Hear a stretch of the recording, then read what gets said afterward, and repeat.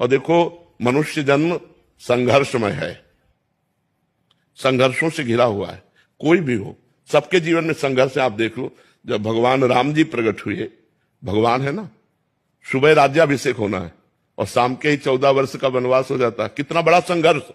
नंगे पैर जहां महलों में चलते हैं तो फूलों जैसे कोमल गद्दे बिछाए जाते हैं, वही भगवान नंगे पैर वनवास 14 वर्ष तक, तापस वेश विशेष उदासी 14 बरस राम वनवासी। तो जब भगवान मृत्युलोक में जन्म लिए, अवतार लिए, तो संघर्ष में जीवन रहा, चाहे राम का हो चाहे कृष्ण का हो। देखो भगवान कृष्ण कहां प्रकट हो रहे हैं? कंस के जेल में, देवकी वसुदेव हथकड़ी बेड़ियों से जकड़े हुए, वहां कौन रहा है? परमात्मा आ रहा है, स्वयं पुत्र बनने परमात्मा आ रहा है। तो हमारा जीवन संघर्षमय है सबका। आज तुम सुखी हो तो कल दुख आएगा, आज तुम दुखी हो तो कल सुख आएगा। सब दिन होत न एक समान।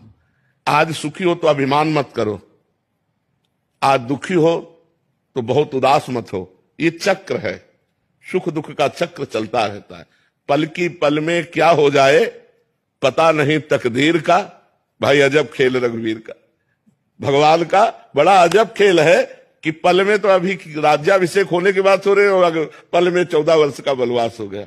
पल की पल में क्या हो जाए कुछ पता नहीं तकदीर का, अजब खेल रघुवीर का। इसलिए हमको दुख में सामर्थ्यवान बनने के लिए भगवान का नाम जप करना चाहिए। नाम जप से बड़ी सामर्थ्य मिलती है। भगवान के नाम जप के बल से हर कष्ट मुस्कुरा कर सहा जा सकता है। तो सब समस्याओं का समाधान भगवान का भजन है, भगवान का चिंतन है, जो हम हर दुख से लड़ सकते हैं। पर जी इसका मतलब समस्या तो केवल मन का एक मान्यता और उसका विचार ही बस है। बस मतलब कष्ट होना समस्या नहीं है, उससे चिंतित हो जाना या आगे क्या होगा। हाँ, है। अगर हमारा मन भगवान के चिंतन में, तो हम प्रसन्न हैं, हम सुखी हैं, हम बिल्कुल दुखी नहीं। और अगर भगवान के चिंतन में ना होता और ये चिंतन में होता तो अरे आग लग जाती, डिप्रेशन में पहुंच जाते।